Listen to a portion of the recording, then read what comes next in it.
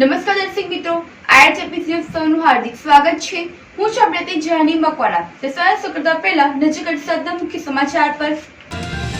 ભરૂચમાં બે દુકાનમાં ચોરી કરનાર સીસીટીવીના આધારે ઝડપાયો। પોલીસે મુદ્દામાલ સાથે એકની ધરપકડ કરી। ઝઘડિયાની બિસ્કિટ બનાવતી કંપનીના કામદારો 10 દિવસથી આંદોલન પર। ભરૂચ જિલ્લા કલેક્ટર કચેરી ગજવી રજૂઆત કરાઈ। હાસોટના યુવાનની ગાડી આગળ ગુંડ આવતા અકસ્માત, બેના મોત, એકને ગંભીર ઈજાઓ। હાસોટ તાલુકાના ઇલાવ ગામના 3 યુવાનો સંજય બુધાભાઈ રાઠોડ, પિયુષ નવીનભાઈ મૈસુરી અને રાકેશભાઈ રમણભાઈ રાઠોડ સુરતના સાયણ ખાતે આવેલ ખાનગી કંપનીમાં નોકરી કરતા હોય સવારે નિત્યક્રમ મુજબ તેઓ બાઇક પર નોકરીએ જવા નીકળ્યા હતા। એ દરમિયાન કીમ પોલીસની હદમાં આવતા કાછપ ગામ પાસે માર્ગ પર અચાનક જ રોડ ઉપર ભૂંડ આવી જતા ચાલકે સ્ટીયરિંગ પરનો કાબુ ગુમાવ્યો હતો અને બાઇક નજીકમાં રહેલા વીજપોલ સાથે ધડાકાભેર ભટકાઈ હતી। અકસ્માતમાં સંજય રાઠોડનું ઘટના સ્થળે જ કમકમાટી ભર્યું મોત નીપજ્યું હતું, જ્યારે પિયુષ મૈસુરિયાનું પણ સારવાર દરમિયાન મોત થયું હતું। આ રાકેશ રાઠોડને ઈજા પહોંચતા તેઓને સારવારથી ખસેડવામાં હતા। બનાવની જાણ થતાની સાથે જ કીમ પોલીસનો કાફલો ઘટના સ્થળે પહોંચી ગયો હતો અને કાયદેસરની કાર્યવાહી કરી હતી। અંકલેશ્વર દઢાલ બ્રિજ પાસે ગડખોલ ગામના વિવિધ ગામોમાં જતી પીવાના પાણીની લાઇનમાં ભંગાણ સર્જાયું છે। હજારો લીટર સ્વચ્છ પાણી ફુવાડા ઉડ્યા હતા। ઉનાળામાં પાણીની ઘટ વચ્ચે પણ પાણી જાહેરમાં બગાડ જોવા મળ્યું હતું। સંબંધિત પુરવઠા વિભાગ દ્વારા લીકેજ બંધ કરવાની કામગીરી પણ શરૂ કરી હતી। ગડખોલ ગામના વિવિધ ગામોમાં પણ જતી પીવાની લાઇનમાં ભંગાણ પડ્યું હતું। એક તરફ ઉનાળાની શરૂઆત સાથે પાણીની અછત સામે આવી રહી છે, ત્યારે વિવિધ જળાશયો અને તળાવમાં પણ પાણીની ઘટ થઈ રહી છે। આ વચ્ચે અંકલેશ્વર પાણી પુરવઠા વિભાગ દ્વારા ગડખોલ જીએનએફસી તળાવ પાસેથી 18 ગામોને મીઠા પાણીની લાઇન નાખી છે, જેમાં દઢાલ ગામ પાસે બ્રિજ નજીક જ એક લાઇનમાં ભંગાણ પડ્યું હતું, જેમાંથી પાણી ફુવાડા ઉડ્યા હતા અને જાહેરમાં જ હજારો લીટર પાણીનો બગાડ થઈ રહ્યો હોવાના દ્રશ્યો જોવા મળ્યા હતા। ભરૂચ તાલુકાના જૂના તવડા ગામે ગામના જ ઉત્સાહી યુવાન પરેશસિંહ અને અમિતસિંહ આ બે ભાઈઓ દ્વારા તવડા ગામના યુવાનો માટે સુંદર ક્રિકેટ ગ્રાઉન્ડ તૈયાર કર્યું છે। તેમનું આ ક્રિકેટ ગ્રાઉન્ડ બનાવવા પાછળનો ઉદ્દેશ્ય એક જ છે। હાલ આ દિવસે ગ્રામ્ય વિસ્તારોમાં પણ શહેરી વિસ્તાર જેવું વાતાવરણ ઊભું થઈ છે। હાલ જૂના તવડા ગામમાં પણ ખૂબ મોટા પાયે વિકાસ થઈ રહ્યો છે, જેમાં શહેરીકરણના પણ મોટા ભાગના લોકો ગ્રામ્ય વિસ્તાર તરફ રહેવા આવી રહ્યા છે।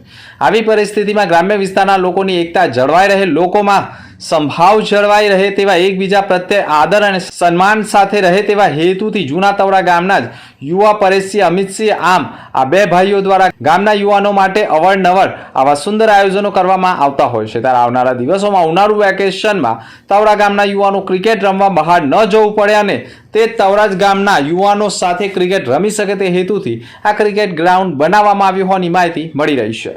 અંકલેશ્વર નજીક નેશનલ હાઈવે પરથી પસાર થઈ રહેલા ટેન્કરમાં અચાનક આગ ફાટી નીકળતા દોડધામ મચી જવા પામી હતી। ફાયર ફાઇટરોને જાણ થતાં તેઓ ઘટના સ્થળે પહોંચી આગ પર કાબુ મેળવવાના પ્રયાસો કર્યા હતા। અંકલેશ્વરમાં કાળઝાળ ગરમી વચ્ચે આગ લાગવાના બનાવોમાં વધારો થયો છે।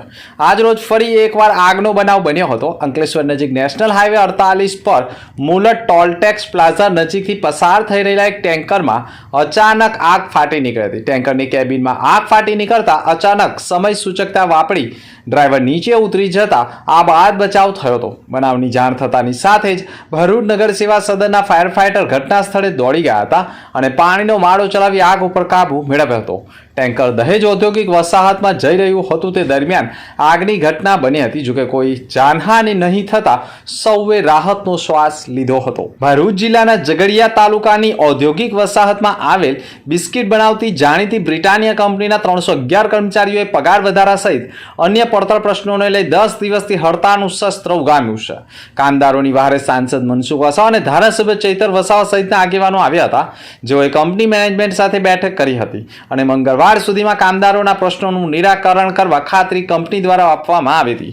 જોકે મંગળવાર બાદ પણ કામદારોના પ્રશ્નોનું નિરાકરણ ન આવતા આગેવાનો દ્વારા ભરૂચ જિલ્લા કલેક્ટરને આવેદનપત્ર આપવામાં આવ્યું હતું। કામદારોની પગાર વધારા સહિતની જે માંગ છે તે સંતોષવામાં આવે અને જો માંગ સંતોષાય નહીં તો કંપનીને તાળાબંધી કરવાની ચીમકી પણ અપાઈ ગઈ છે। ભરૂચ એકતા પરિષદના પત્રકારો આજે કલેક્ટરને એક આવેદનપત્ર સુપરત કર્યું હતું. પત્રકારો પ્રત્યે રાજકીય નેતાઓ દ્વારા કરવામાં આવતી અપમાનજનક ટિપ્પણીઓ સામે વિરોધ નોંધાવ્યો છે. આવેદનપત્રમાં સ્પષ્ટ કહેવામાં આવ્યું છે કે પત્રકાર કોઈ રાજકીય પક્ષનો સૈનિક નથી. તેઓ પ્રજા અને સરકાર વચ્ચેની મહત્વપૂર્ણ કડી છે. પત્રકારો સરકારની યોજનાઓને છેવાડાના માનવી સુધી પહોંચાડવાનું કામ કરે છે. એકતા પરિષદે પણ કહ્યું હતું કે તેમનું સંગઠન 10,000 પત્રકારોનું શિસ્તબદ્ધ મંડળ છે. તેમાં તાલુકા, જિલ્લા, ઝોન, પ્રદેશ અને મહિલા વગેરે લીગલ વિંગનો પણ સમાવેશ થયો છે. અને સંગઠન માત્ર કાર્ડ ધારકો કે તોડફોડિયા પત્રકારોને સભ્યપદ આપતું નથી. ખાસ કરીને ગુજરાતના ગૃહમંત્રી દ્વારા વારંવાર પત્રકારો વિરુદ્ધ કરવામાં આવતી અપમાનજનક ટિપ્પણીઓની ટીકા કરવામાં આવી છે. સંગઠને સ્પષ્ટ કર્યું છે કે કોઈ પણ મંત્રીને પત્રકારોની ઇજ્જત સાથે ચેડા કરવાનો અધિકાર નથી, તેમ કહીને એક આવેદનપત્ર ભરૂચ જિલ્લા કલેક્ટરને સુપરત કરાયું છે.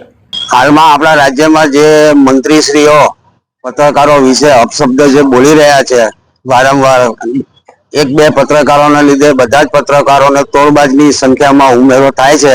તેના અમારે સખત વિરોધ છે. આજે ભરૂચ પત્રકાર એકતા પરિષદ વતી અમે આવેદન આપીએ છીએ અને ભવિષ્યમાં આવા ઉચ્ચારણો ના કરે મંત્રીશ્રીઓ બોલવામાં ધ્યાન રાખે એવી અમારી નમ્ર અરજ છે. ભરૂચ શહેર BSNL ઓફિસ સામે આવેલ નેશનલ ટ્રેડ શોપિંગ સેન્ટર ખાતેથી 2 મોબાઈલની દુકાનમાંથી ચોરી કરનાર ઈસમને ભરૂચ એ ડિવિઝન પોલીસે મુદ્દામાલ સાથે ઝડપી પાડી ભેદ ઉકેલી નાખ્યો છે.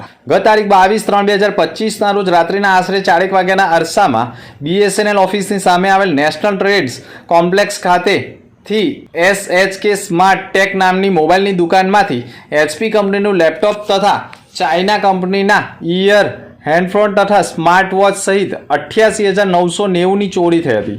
જ્યારે 27/3/2025ના રોજ આ રાત્રિના આશરે 5 વાગ્યાના અરસામાં નજીકના જ શોપિંગ સેન્ટર એટલે કે આ જ શોપિંગ સેન્ટરમાં આવેલા રાઝા મોબાઈલની દુકાનમાં પણ ચોરીની ઘટના બની હતી. જેમાં CCTVમાં પણ આરોપી કેદ થયા હતા, જેમાં પણ 25,000ની ચોરીની ઘટના બની હતી. આ બંને ચોરીના ભેદ ઉકેલવા માટે પોલીસે CCTV ફૂટેજના આધારે આરોપીને ઝડપી પાડ્યો છે. આરોપી પાસેથી તમામ મુદ્દામાલ જપ્ત કરવામાં આવ્યો છે અને ઝડપાયેલો આરોપી મોહમ્મદ ઉર્ફે ઝૈદ અયુબ ઉમરજી પટેલ અને અહેમદનગર મનુબર ગામનો રહેવાસી હોવાની માહિતી સપાટી ઉપર આવી ગઈ છે. ભાજપ ભરૂચ જિલ્લા પ્રમુખ તરીકે પ્રકાશ મોદીની નિમણૂક કરાઈ છે.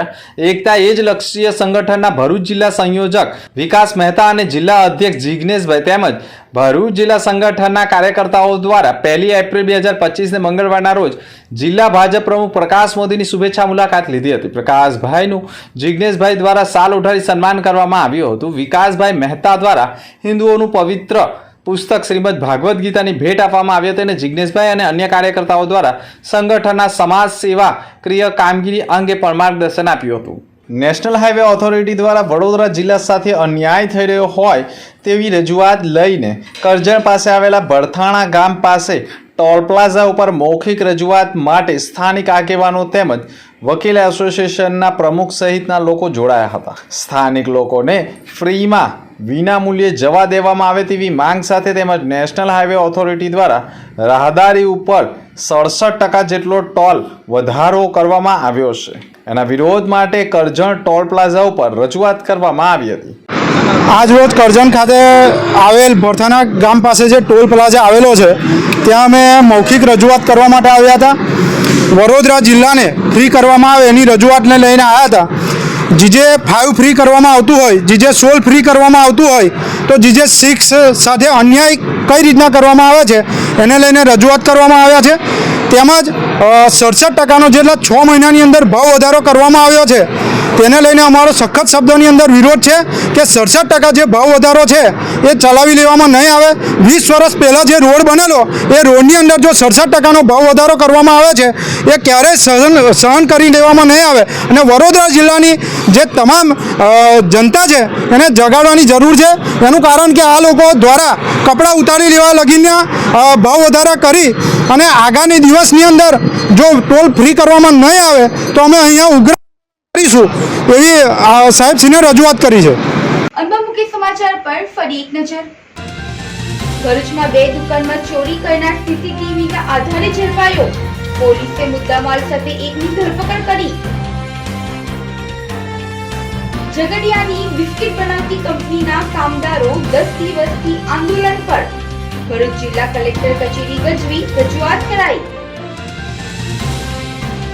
હાંસોટના યુવાનની ગાડી આગળ ગુંડ આવતા અકસ્માત, 2ના મોત, 1ને ગંભીર ઈજાઓ. તો આ હતા સમાચાર. આવતીકાલે ફરી મળીશું નવા સમાચાર સાથે. નમસ્કાર.